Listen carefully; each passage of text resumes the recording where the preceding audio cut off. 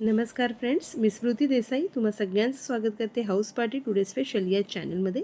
आणि आज आपण पाहणार आहोत यूपीची अगदी फेमस अशी ही डिश म्हणजेच हिरव्या मटारचा हा निमोना.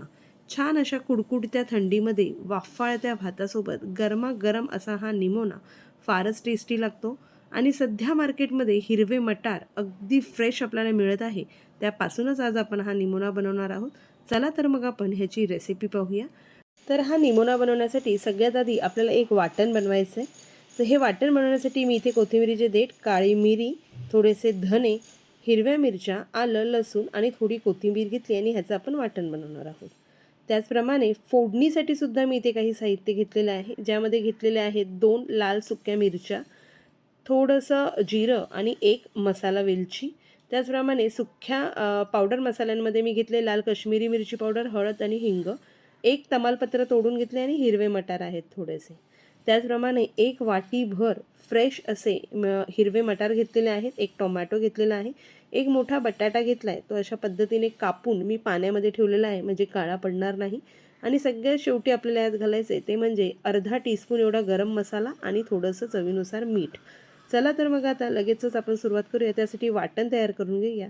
वाटण्यासाठी सगळ्यात आधी आपण घेणार आहोत हे हिरवे कोथिंबिरीचे जे देठ आपण घेतले होते ते देठ. त्याचप्रमाणे हे थोडंसं आलं, 9 ते 10 लसूणच्या पाकळ्या घेतलेल्या आहेत. त्याचप्रमाणे इथे मी साधारण 5 ते 6 हिरव्या मिरच्या घेतलेल्या आहेत. तुम्ही तुमच्या अंदाजाने घेऊ शकता, पण इथे तिखटपणा जो आहे तो हिरव्या मिरचीनेच येणार आहे. त्याचप्रमाणे 8 ते 10 काळी मिरं घेतलेले आहे मी, आणि अगदी अर्धा टीस्पून एवढे हे धने घेतलेले आहेत.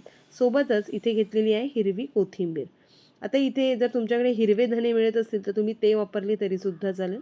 आणि ह्याचं छानपैकी मिक्सरमध्ये ग्राइंड करून मी फाईन पेस्ट करून घेतलेली आहे. आणि इथे आपलं हे हिरवं वाटण जे आहे तयार झालेलं आहे, ते मी इथे एका प्लेटमध्ये काढून घेते.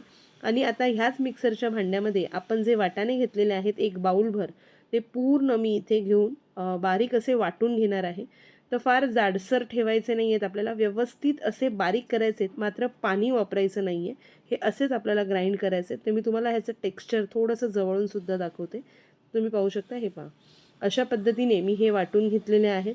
थोडंसं दाणेदार आहे, पण अगदीच अख्खे दाणे नाही आहेत, तर हलकंसं असं दाणेदार आहे. आणि हे वाटण हे आता आपण बाजूला ठेवूया आणि आता लगेच फोडणीची तयारी करूया. फोडणीसाठी इथे मी सगळ्यात आधी ठेवलेली आहे कढई गरम होण्यासाठी. आणि फोडणीसाठी मी इथे वापरणार आहे राईचं तेल. ही यूपीची फेमस डिश आहे आणि ही राईच्या तेलातच फार टेस्टी लागते. आता बरेच जण म्हणतील की राईच्या तेलाचा वास येतो, तर व्यवस्थित जर तेल गरम झालं तर त्यानंतर त्याचा वास येत नाही. तुम्ही कम्फर्टेबल नसाल तर साधं तेल वापरलं तरीही चालेल. आता आपण जो कापून घेतलेला बटाटा होता, हा तेल गरम झाल्यानंतर मी तेलात घातला आहे आणि व्यवस्थित असा मी हा फ्राय करून घेणार आहे. क्रिस्पी होईपर्यंत आपल्याला हा छान असा फ्राय करून घ्यायचा आहे व त्यानंतर आपण तो काढून घेऊया. तर सतत ढवळत मी व्यवस्थित असं ह्याला फ्राय करून घेते. आणि तुम्ही पाहू शकता, हे पहा, छान असा वरून हा क्रिस्पी झालेला आहे. क्रिस्पी होईपर्यंत फ्राय करायचा आहे, डायरेक्ट कच्चा ह्यामध्ये घालत नाही, कारण की जो कच्चा स्वाद असतो बटाट्याचा तो भाजीला येऊ नये म्हणून हा छानपैकी फ्राय करून घेतात. आता हे जे वाटाणे आपण इथे मिक्सरमध्ये ग्राइंड करून घेतले होते, ते वाटाणेसुद्धा तेलामध्ये आपल्याला व्यवस्थित परतवून घ्यायचे आहेत. आणि जे काही वाटाण्यामध्ये मॉइश्चर आहे ते सगळं काढून घ्यायचं आहे. सोबतच हिरव्या वाटाण्यालासुद्धा एक गोडूस असा कच्चा स्वाद असतो, तो सुद्धा इथे आपण परतल्यामुळे जाईल आणि छान अशी आपल्याला इथे हे सुद्धा वाटाण्याचं जे आहे पेस्ट ती मिळेल.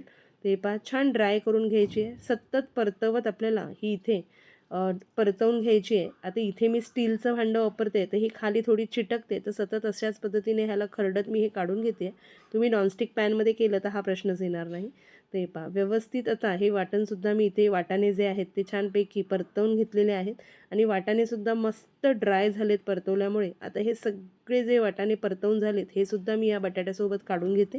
आणि आता मेन फोडणी आपल्याला द्यायची आहे. तर पुन्हा एकदा कढईत मी थोडंसं तेल घेतलं आणि त्यात हे घेतलेले थोडेसे वाटाणे, एक तमालपत्र, एक मसाला वेलची, 1 टीस्पून एवढं जिरं आणि त्यासोबतच लाल मिरची पावडर, हळद, हिंग घातलेलं आहे. छानपैकी परतवल्यानंतर हे जे हिरवं वाटण आपण बनवलं होतं ते हिरवं वाटण मी यात घातलं आहे. ते सुद्धा छान मिक्स करून इथे परतवून घेतलं आहे. आणि आता झाकण लावून आपण 2 मिनटं ह्याला ठेवूया, जेणेकरून आलं लसूणचा जो कच्चा स्वाद आहे तो व्यवस्थित असा इथे स्टेबल होईल. आता हे पहा, झाकण काढते आहे मी आणि ह्याला पुन्हा एकदा व्यवस्थित असं परतवून घेते आणि वाटण केलेल्याच मिक्सरच्या भांड्यात मी इथे टोमॅटो जो एक घेतला होता तो सुद्धा छानपैकी बारीक करून घेतला आहे, तो आता मी या वाटणात घालते व पुन्हा एकदा हे सगळं मिश्रण जे आहे ते व्यवस्थित असं परतवून आपण झाकण लावून ठेवूया आणि छान असं तेल सुटेपर्यंत ह्याला छानपैकी शिजवून घेऊया, जेणेकरून वाटणाचा कच्चटपणा त्याचप्रमाणे टोमॅटोचा जो कच्चटपणा आहे तो सुद्धा निघून जाईल. तर पुन्हा एकदा मी ह्यावरती झाकण ठेवलं आहे आणि ह्याला आपण साधारण 2 ते 3 मिनटं अशाच पद्धतीने वाफ आणूया. गॅस अगदी मीडियम स्लोवरती केलेला आहे. छान असं ह्याला तेल सुटलं की आपलं वाटण रेडी होईल आणि त्यानंतर आपण आपली पुढची प्रोसेस करूया. तर हे पहा मी झाकण काढते आणि इथे आपलं जे वाटण आहे ते अगदी छान झालं आहे. साईडला थोडंसं तेलही सुटलेलं आहे. तर इथे टोमॅटोसुद्धा आपला व्यवस्थित असा शिजलेला आहे. आता ह्यात आपण जे हे बटाटे आणि वाटाणे परतवून घेतले होते पेस्ट, ती ह्यात घालूया आणि ह्यालासुद्धा एकदा व्यवस्थित असं आपण मिक्स करून घेऊया. तर छानपैकी आता ह्याला मिक्स करून घेते आहे मी. मसाला सगळ्या आपल्या वाटाण्याचा जो क्रश आहे त्याला व बटाट्याला व्यवस्थित असा कोट झालेला आहे. आता ह्यात आपल्याला घालायचं आहे पाणी. तर तुम्ही तुमच्या आवडीनुसार पाणी घाला. तर हे भातासोबत खाणार आहे तर त्या पद्धतीने आपल्याला पातळ करायचं आहे. तर मी मिक्सरच्याच भांड्यात थोडंसं पाणी घालून ह्याला छान असं इथे परतवून घेते. कन्सिस्टन्सी तुम्ही तुमच्या आवडीप्रमाणे ॲडजस्ट करा. अजून थोडंसं पाणी मी यामध्ये घालणार आहे, कारण की हे भातासोबत सर्व करणार आहे. तर हलकंसं मला पातळ पाहिजे आणि निमोना हा थोडासा पातळच असतो. ते पहा पुन्हा एकदा मी ह्याला छानपैकी मिक्स करून घेतलं आहे आणि गरजेनुसार पाणी घातलेलं आहे. तुम्ही तुमच्या आवडीने कन्सिस्टन्सी ॲडजस्ट करा. आता पुन्हा एकदा ह्यावरती झाकण ठेवणार आहे मी आणि अगदी 7 ते 8 मिनिटं व्यवस्थित अशी दणदणीत वाफ याला आणायची आहे आपल्याला, जेणेकरून जे सगळे मसाले आहेत ते आपल्या ह्या बटाट्याच्या फोडींमध्ये आणि वाटणाच्या क्रशमध्ये मस्त असे ब्लेंड होतील. तर तुम्ही पाहू शकता याला छान तेलही सुटलं आहे आणि छान असं आपली ही जी भाजी आहे ती इथे शिजलेली आहे. आता वेळ आहे यामध्ये वरून गरम मसाला आणि मीठ घालण्याची. तर जो साधारण अर्धा टीस्पून एवढा गरम मसाला घेतला होता तो आणि चवीनुसार मीठ मी यामध्ये घातलेलं आहे. हे सुद्धा पुन्हा एकदा मी व्यवस्थित असं मिक्स करून घेते व पुन्हा आपण इथे 3 ते 4 मिनिटं झाकण ठेवून ह्याला एक वाफ आणणार आहोत, जेणेकरून आपण वरून जो इथे गरम मसाला आत्ता घातलेला आहे आणि मीठ घातलेलं आहे ते छान असं आपल्या भाजीमध्ये मिक्स होईल. आता पुन्हा एकदा झाकण लावून 3 ते 4 मिनिटं आपल्याला ह्याला मंद गॅसवरती वाफ आणायची आहे व त्यानंतर आपली भाजी जी आहे ती सर्व करण्यासाठी तयार झालेली आहे. तर हे पहा इथे साधारण 4 मिनिटं झालेली आहेत. आता मी झाकण काढून घेते आणि त्यानंतर एकदा ह्याला छान असं मिक्स करून मी यावरती जी बारीक चिरलेली कोथिंबीर आहे ती पेरणार आहे आणि आपली भाजी इथे जी आहे तयार झालेली आहे. तुम्ही पाहू शकता वरून ह्याला छान असं तेल सुटलेलं आहे. आपली भाजी इथे तयार झाली आहे. वरून बारीक चिरलेली कोथिंबीर पेरून आता मी हा निमोना सर्व करते. तर सर्व करण्यासाठी मी इथे घेतलेला आहे छान गरमागरम असा वाफाळता हा भात. त्यासोबतच मी दिलेलं आहे थोडंसं किसलेलं हे गाजर आणि आता मी या बोलमध्ये हा निमोना सर्व करते. तुम्ही पाहू शकता ह्याचा रंगसुद्धा किती सुंदर आलेला आहे आणि कन्सिस्टन्सीसुद्धा अगदी योग्य झालेली आहे. तर छान अशा कुडकुडत्या या थंडीमध्ये गरमागरम वाफाळत्या भातासोबत हा निमोना अप्रतिम लागतो. तुम्हाला मी दाखवलंच की ह्याचं वाटणसुद्धा किती सोपं आहे. अगदी काही पदार्थ न भाजता न कुटता फक्त मिक्सरमधून ग्राइंड करून घ्यायचे आहेत आणि आपलं वाटण तयार झालं. तर सध्या मार्केटमध्ये छान असे फ्रेश मटार येत आहेत. तुम्हीसुद्धा हा निमोना नक्की ट्राय करून पहा. फार चविष्ट अशी डिश आहे आणि खायला तर अप्रतिमच लागते. तर नक्की ट्राय करून पहा. अगदी थोडक्या साहित्यांमध्ये कमीत कमी वेळामध्ये आणि अगदी सोपी अशी ही रेसिपी आहे.